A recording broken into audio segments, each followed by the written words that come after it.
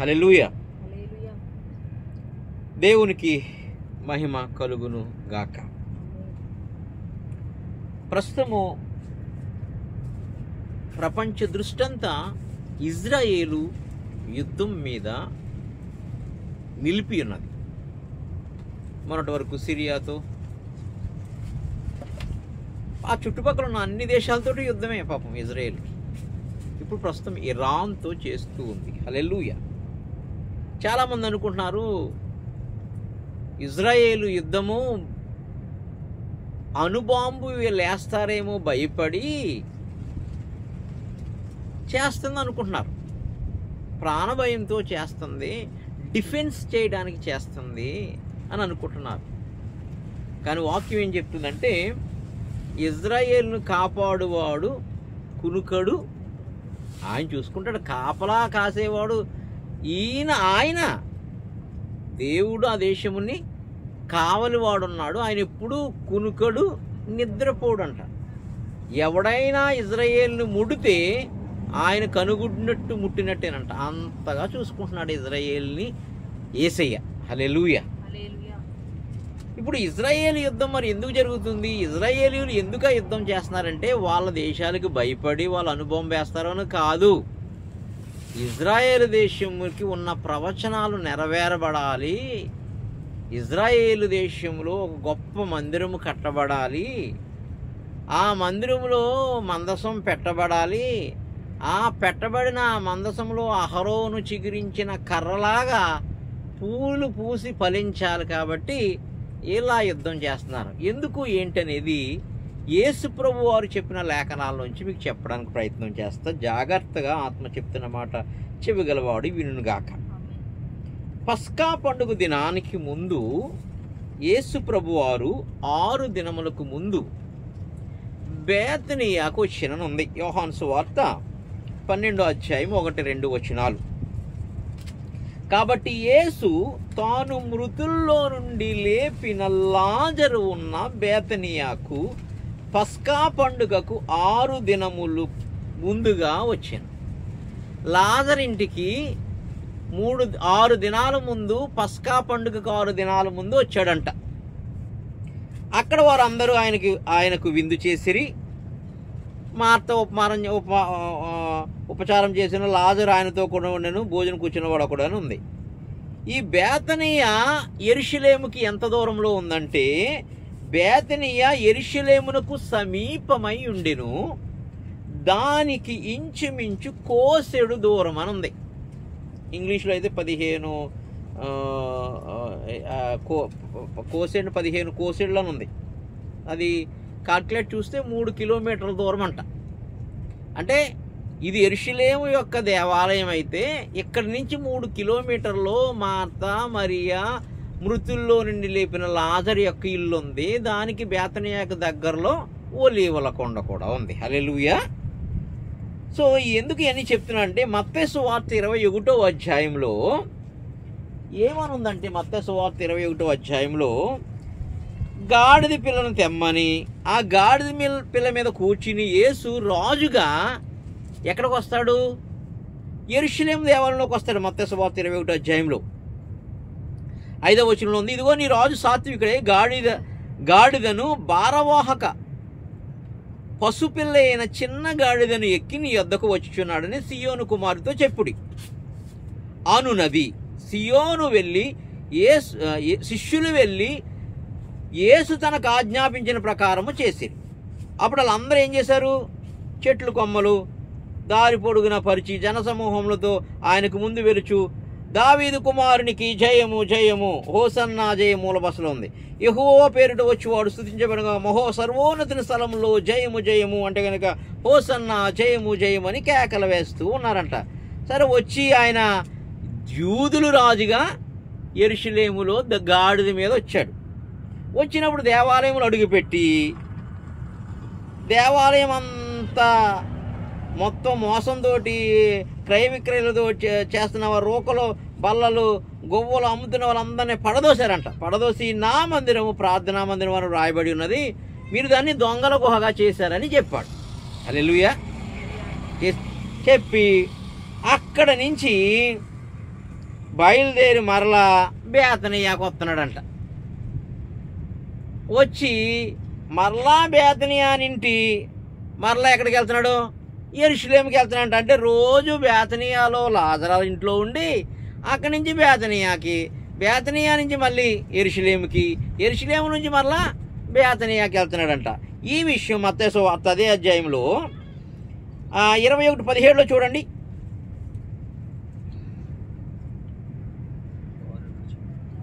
21:17 వారిని విడిచి పట్టణమును నుండి బయలుదేరి బేతనియాకు వెళ్ళి అక్కడ బస చేశాను. అది అయిపోయిన తర్వాత ఏది యెరూషలేములో ఈ ఇప్పుడు ప్రస్తుతం మన మన యెరూషలేం మందిరాలు అంటే మన మందిరాల్లో కూడా అదే బిజినెస్ నడుస్తుంది అనుకో. అలా అందరినీ నా మందిరాన్ని ఇట్లా చేస్తారా అని పడగొట్టేసి మరలా ఎక్కడికి వెళ్ళారంట? ఆయన బేతనియాకి వెళ్ళారంట. ఉదయమందు పట్టణమునకు మరలా వెళ్ళుచుండగా, నెక్స్ట్ డే అని ఉంది ఇంకొక చోట, ఇంకో భక్తుడు రాస్తాడు. అదే మీకు ఎక్కడ ఉన్నదంటే కనుక అది దాన్ని ఇంకో చోట మార్కు సువార్త 11వ అధ్యాయము 12వ వచనం. మరునాడు మొదటి రోజున ఏం చేశాడు?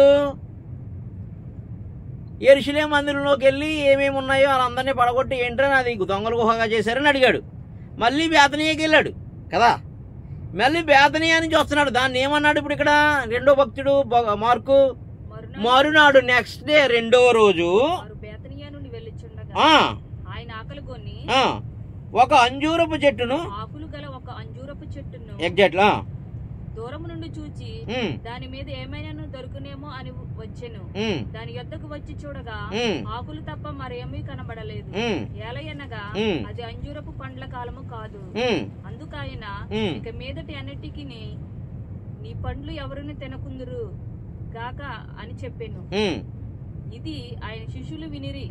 వారు యెరూషలేమునకు వచ్చినప్పుడు ఆయన దేవాలయంలో ప్రవేశించి దేవాలయంలో క్రయ విక్రయములు చేయు వారిని వెళ్ళగొట్టనారంభించి రోకలు మార్చి వారి బలాలను గువ్వలమ్ము వారి పీటలను పడద్రోసి దేవాలయము గుండా ఏ పాత్ర అయినను ఎవరిని తెనయ్యకుండా, అండర్లైన్ ఏంటిది, ఏ పాత్ర అయినను ఎవరిని తేనీయకుండెను మరియు ఆయన బోధించు నా మందిరము సమస్తమైన ఆశ్రయపురం సమస్తమైన అన్ని జనులకు ప్రార్థనా మందిరం. అదే పెట్టాం మనం. హల్లెలూయా. అన్ని జనులకు ప్రార్థనా మందిరం అనబడి నువ్వు రాయబడలేదు. అయితే మీరు దాన్ని దొంగల గుహగా చాలు. ఇప్పుడు రెండో రోజున ఆకలి అయ్యింది, అంజూరపు చెట్టును చూశాడు, వెళ్ళాడు, కాయలు దొరకలేదు, నువ్వు ఎన్నటికీ కాయకూడదని చెప్పాడు. ఇప్పుడు యెరూషలేము దేవాలయం లోపలికి వచ్చాడు. మొదటి రోజున ఏం చేయలేదు ఆయన, యూదుల రాజుగా వచ్చినప్పుడు చూడు గాడిద మీద. రెండో రోజున చేశాడు. రెండో రోజున చేసి ఏమన్నాడు? ఏ పాత్ర అయినా కూడా లోపలికి, అబ్బబ్బా, ఏ పాత్ర అయినా లోపలికి అంటే ఇంకా లోపలికి ఏ బలి కూడా తేవడానికి లేదు ఇంకా. హల్లెలూయా. తేనవ్వకుండా చేశాను. చేసి తిరిగి వస్తున్నాడు అంటే ఇప్పుడు సాయంకాలం అనేప్పుడు ఆయన పట్టణంలో నుండి బయలుదేరాను. ఎక్కడ? యెరూషలేము నుండి. మళ్ళీ ఎక్కడికి? బేతనియాకి. ఎన్ని కిలోమీటర్లు? 3. అప్పుడు పేతురు చదవండి అమ్మ 20 వచనం.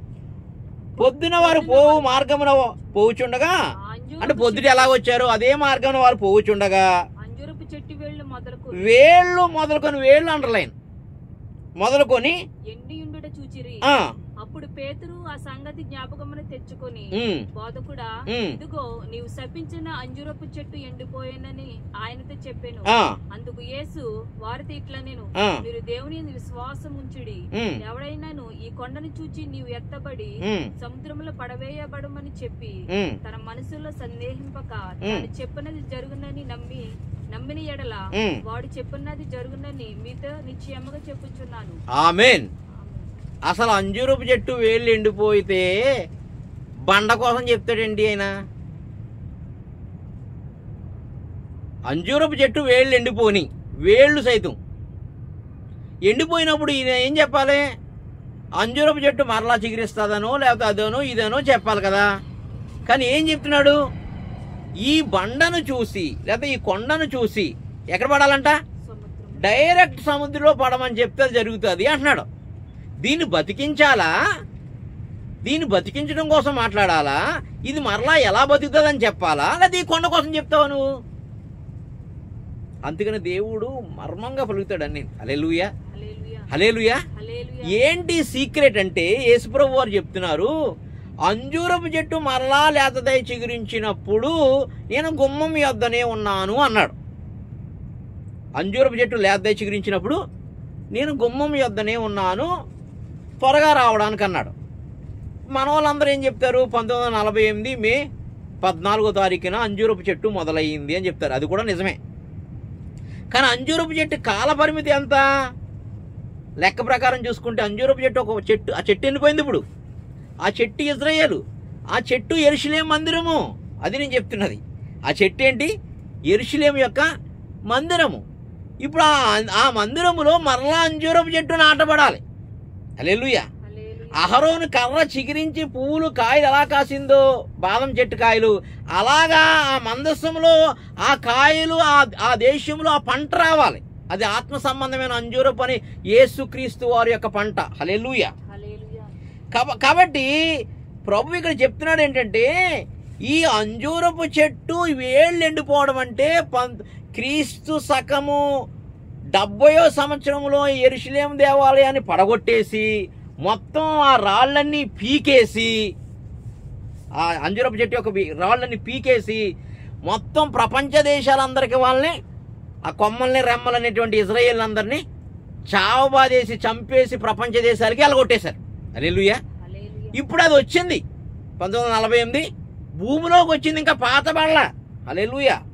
పాతబడతాం అనేది మందిరం కట్టబడతాం. హల్లెలూయా. పాతబడతాం అనేది మందిరం కట్టబడతాం. ఆ మందిరం కట్టబడిన 3.5 సంవత్సరాలకి అసలైన పంట వస్తుంది.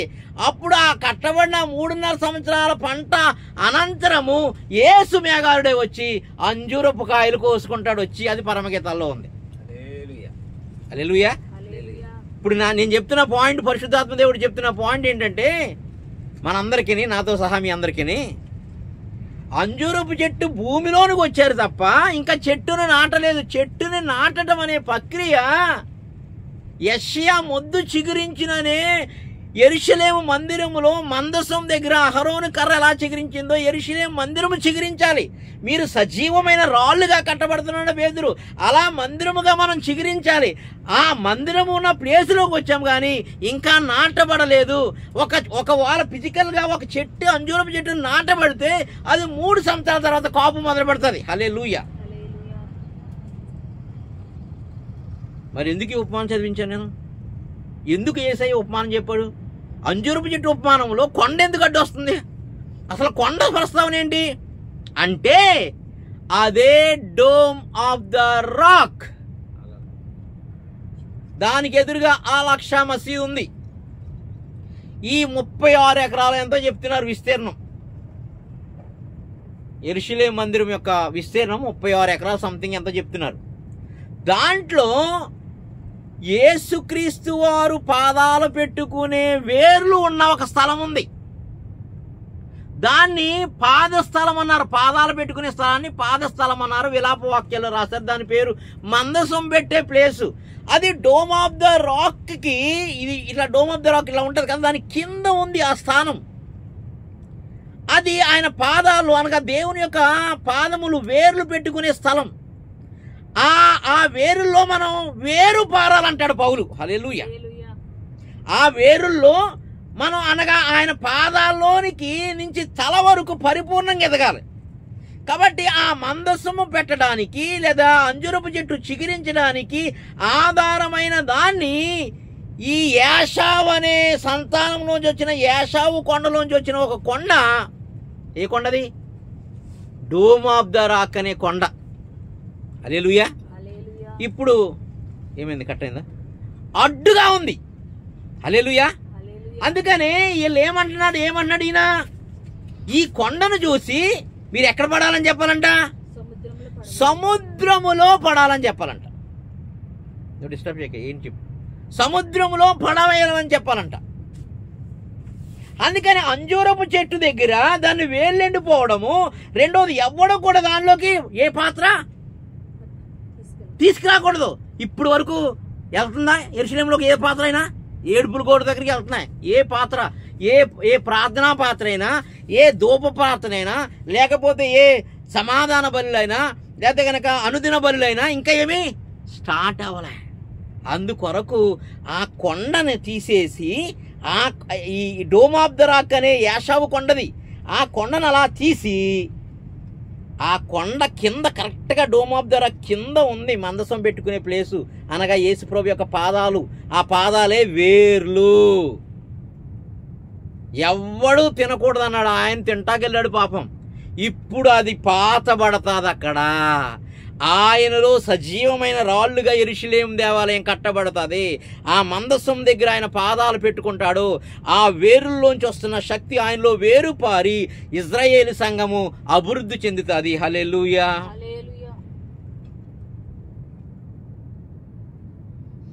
ఇప్పుడు అందుకు అడ్డుగా ఉన్న ఈ డోమ్ ఆఫ్ ద రాక్ని కూలగొట్టడానికి ఈ యుద్ధాలు చేస్తున్నారు తప్ప వాళ్ళకి భయం వేసి కాదు.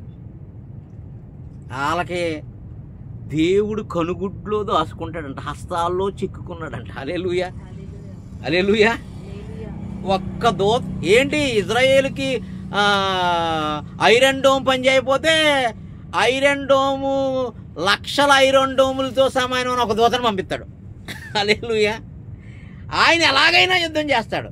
దెబోరా కాలంలో చూసుకుంటే యుద్ధానికి వెళ్ళినప్పుడు ఉరుములతో మెరుపులతో యుద్ధం చేశాడు. అక్కడ దేవదూతలు దిగొచ్చినట్టుగా ఉంటుంది. హల్లెలూయా. ఆయన యుద్ధం ఎలాగైనా ఎలీషా కాలంలో చూస్తే కనుక దేవదూతలు వెళ్ళి యుద్ధం చేసినాయి. కాబట్టి ఇజ్రాయేల్ని కాపాడటానికి ఇజ్రాయేలీలు అవసరం లేదు ఆయనకి. ఆయన దూతలు చాలు, ఆయన మాట చాలు. ఆయన ఇచ్చిన వాగ్దానం అదే, నిన్ను ముడితే నా కనుగుడ్డును ముట్టునట్టే అన్నాడు. హల్లెలూయా. కాబట్టి అడ్డుగా ఉన్నటువంటి ఈ సందర్భానికి వచ్చేద్దాం. మార్క్సు వార్త, మత్తయి సువార్తలో ఈయన రెండో దినాన్న ఎక్కడికి వచ్చాడు? అంజూరపు చెట్టు దగ్గరికి వచ్చాడు. కాయలు కాయట్లే. ఇప్పుడు 2000 సంవత్సరాల దగ్గర పడిపోయి. ఎన్ని సంవత్సరాలు? 2000 సంవత్సరాలు వచ్చేస్తున్నాయి. ఇప్పుడు ఆయన అంటున్నాడు, మత్తయి సువార్త 24 అధ్యాయంలో అడుగుతున్నారన్నమాట. ఎక్కడ అడిగితే చెప్పలేదు కదా, అక్కడ అడుగుతున్నారు. మరి అంజూరపు చెట్టు లేతదై చిగురించినప్పుడు నేను వస్తానురా అన్నాడు. హల్లెలూయా. ఎలా వస్తావంటే కనుక పరమగీతాల్లో చెప్తున్నాడు, ఇర్రివలే లేడివలే వస్తాను, వచ్చి ఈ కిటికీ అంటే ఆ ఒలీవల కొండ మించి, అదే ఒలీవల కొండ మించి నేను చూస్తాను. ఆ చూసినప్పుడు ఆయన చెప్తున్న మాట చదవండి.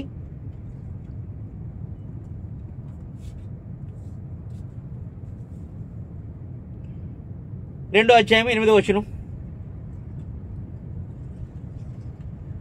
పరమగీతాలు.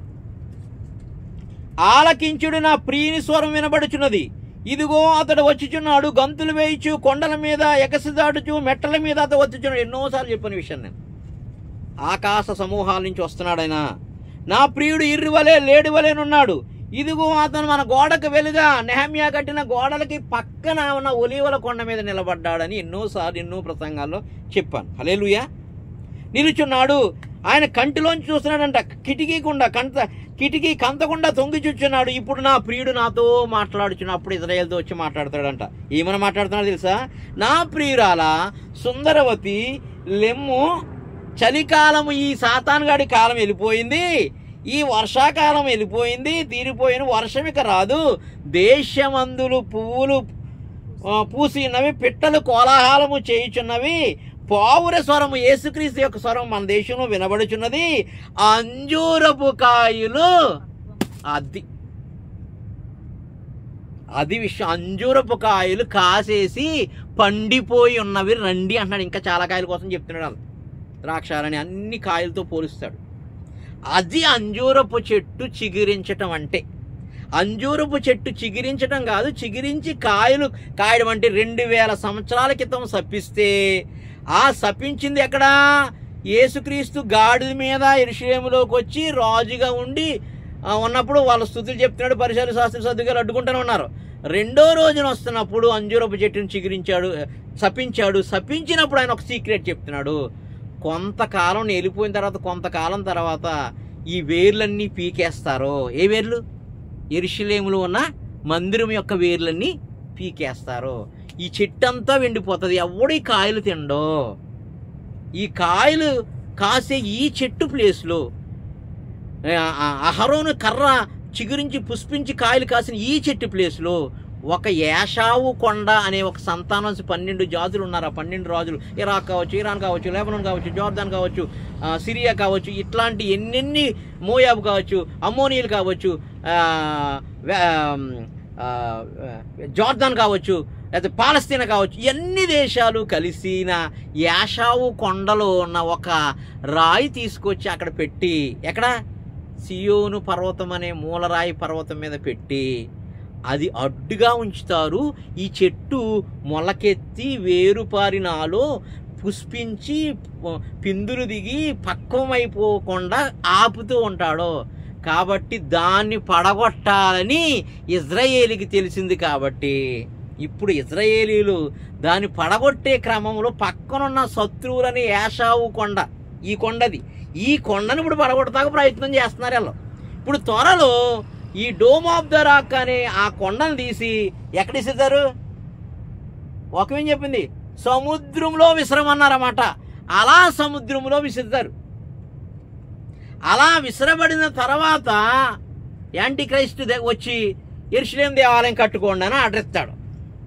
కట్టుకున్న 3.5 సంవత్సరాల తర్వాత కట్టుకుని అనుదిన బలి పాత్రలు ఆపేయమన్నాడు కదా. అప్పుడు ఇక్కడ మొదలెడతారు. ఇక్కడ అనుదిన బలి మొదలు పెడతారు. మొదలుపెట్టి 3.5 సంవత్సరాలు అయిన తర్వాత యేసు ప్రభువులు వారు వస్తారు.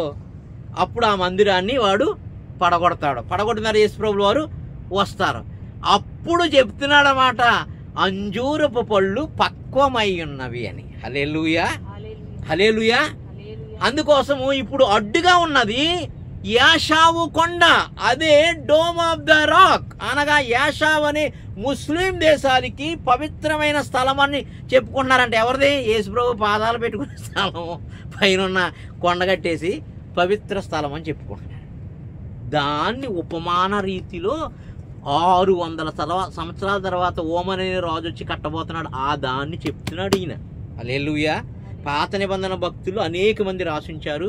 నేను చెప్పిన dome of the rock secret అనే మెసేజ్లో ఉంటాయి. ఎప్పుడో 2017లోను 2007 నుంచి ఎప్పటి నుంచో చెప్పుకుంటూ వస్తున్నాను ప్రపంచ దేశానికి. ఎవడో వింటున్నాడో, విన్నవాడు వినుగాక, గ్రహించేవాడు గ్రహించునుగాక.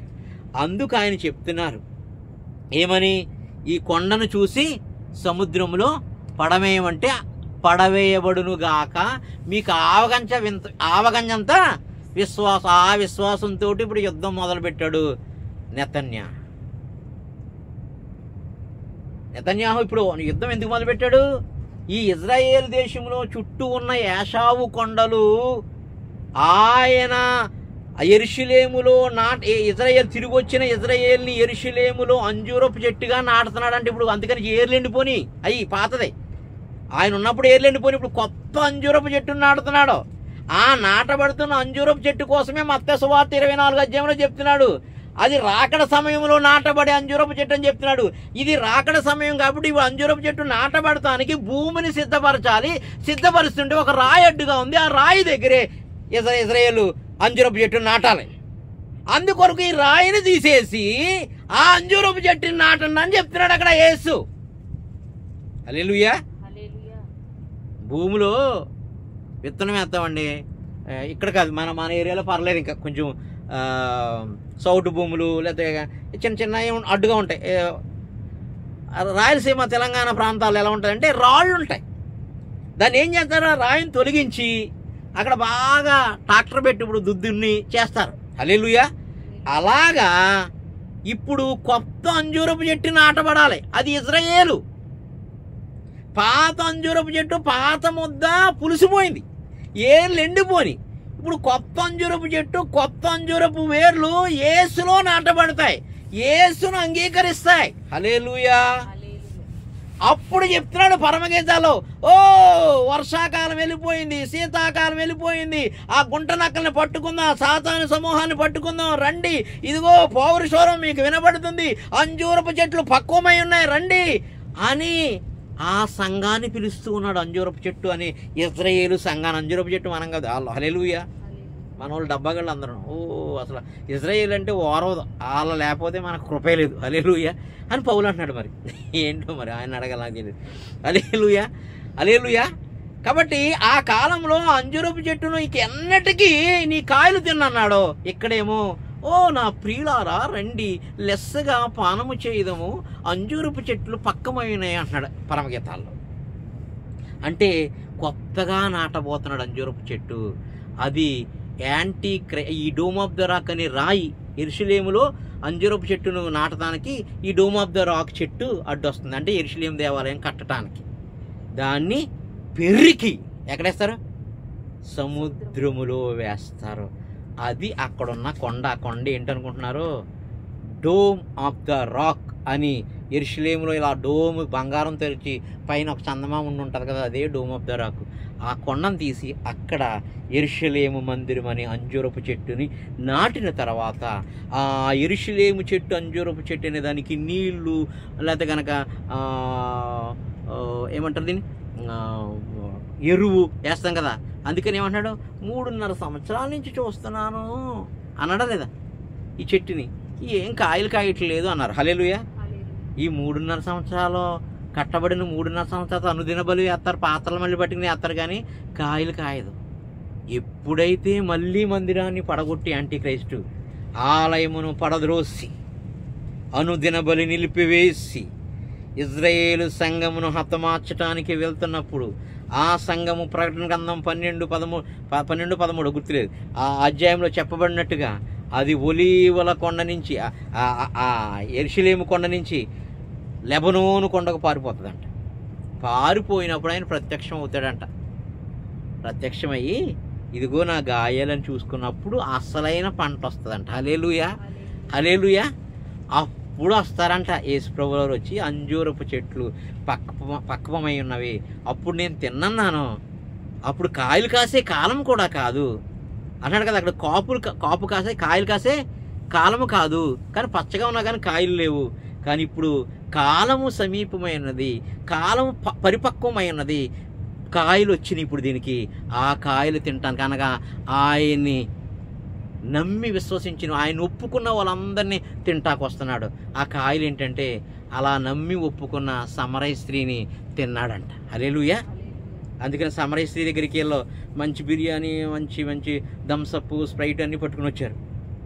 ఎవరు? 12 మంది అపోస్తులు పట్టుకొచ్చి, మీకు మంచి ప్రాన్స్ బిర్యానీ పట్టుకొచ్చామండి, కొంచెం మళ్ళీ అరగడానికి స్ప్రైటు ఇట్లాంటివి కూడా తీసుకొచ్చాము అంటున్నారు. హల్లెలూయా. నాన్న ఆల్రెడీ భోజనం చేశాను అన్నాడు. హల్లెలూయా, హల్లెలూయా. ఏంటంటే ఇక్కడ ఒక అంజూర పండు ఉంది, దీన్ని తిన్నాను అంటున్నాడు. ఎవరు అంజూర పండు? సమరయ స్త్రీ. నా తండ్రి చిత్తము నెరవేర్చుటయే ఆహారము పానీయము అయిందన్నాడు. హల్లెలూయా. ఆ ఆహారమే సమరయ స్త్రీ, ఆ ఆహారమే నేను, ఆ ఆహారమే నీవు. నువ్వే ఒక ద్రాక్ష, నేనే ఒక అంజూరపు చెట్టు, మనమే దేవాలయం. ఆ దేవాలయమే యెరూషలేము దేవాలయం. ఆ యెరూషలేము దేవాలయం ఇప్పుడు వరకు ఎండిపోయింది. ఇప్పుడు ఎండిపోయిన ఆ యెరూషలేము, పాడైపోయిన ఆ యెరూషలేము దేవాలయంను ఇప్పుడు మరలా బాగు చేయడానికి మరలా సమయం ఇస్తున్నాడు ఇజ్రాయేల్కి. ఇచ్చిన ఈ సమయంలో వాళ్ళు నాటుదాం అనుకుంటున్నారు అంజూరపు చెట్టుని, వాళ్ళు నాటుదాం అనుకుంటున్నారు ద్రాక్ష చెట్టుని, కానీ ఒక కొండ అడ్డుగా ఉంది. ఆవగింజంత విశ్వాసం ఉందా? ఉంటే ఈ కొండను తీసేయండి అన్నారు. తీసేసి వాళ్ళు ఎలా టెక్నాలజీ ఉపయోగిస్తారో నాకు తెలియదు. తీసేసి ఎక్కడ పడేస్తారు? సముద్రంలో పడేసి నాటుతారు. నాటిన 3.5 సంవత్సరాలు లోపలికి పాత్రలు తీసుకెళ్ళడం మొదలు పెడతారు. 3.5 సంవత్సరాలు అయిన తర్వాత యెహోవా యేసయ్య ప్రత్యక్షమవుతాడు. వేవేల పరిశుద్ధుల పరివారంతో ఆయన వస్తాడు. వచ్చి పండిపోయిన పరిపక్వమైపోయిన కాయల్ని కోసుకుని పరలోకం తీసుకుపోతాడు. ఇది అందుకొరకు ఆయన ఈ కొండను తీసేయమంటున్నాడు. దాన్నే జకరియా గ్రంథంలో రాశాడు. ఓ గొప్ప పర్వతమా, నువ్వేమాత్రపు దానివే, నేను చదును భూమి చేస్తా, నేను నాశనం చేస్తా అన్నాడు. దాన్ని ఇంకో గ్రంథంలో రాశాడు.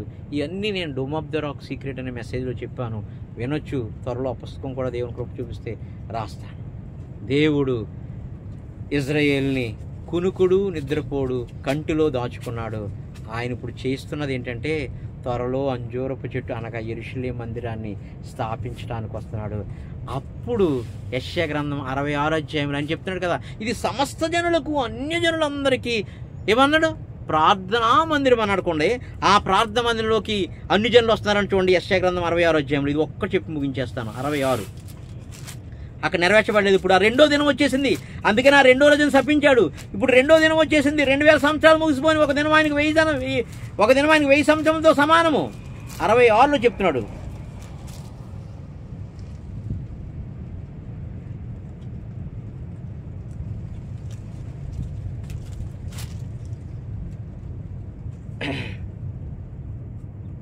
ఇరవై అధ్యాయం. ఇజ్రాయేలు పవిత్రమైన పాత్రలో నైవేద్యమును, ఏ పాత్ర అయితే వద్దన్నాడు ఆ పాత్ర చూడు. ఇజ్రాయేలు పవిత్రమైన పాత్రలో నైవేద్యమును యెహోవా మందిరంలోకి తెచ్చినట్లుగా. మత్తయి సువార్త, మార్కు సువార్త ఏం చెప్తున్నాడు?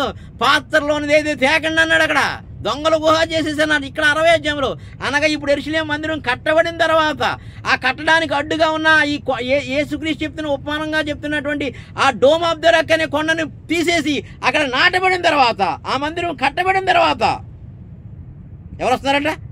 తీసుకుని వచ్చి వాళ్ళందరినీ యెహోవా సెలవిచ్చినాడు. మరియు యాజకులను లేవీలుగా ఉన్నట్టుగా నేను వాళ్ళలో కొంత నేర్పొచ్చి కొందుచున్నాను. ఎవరు అందరూ?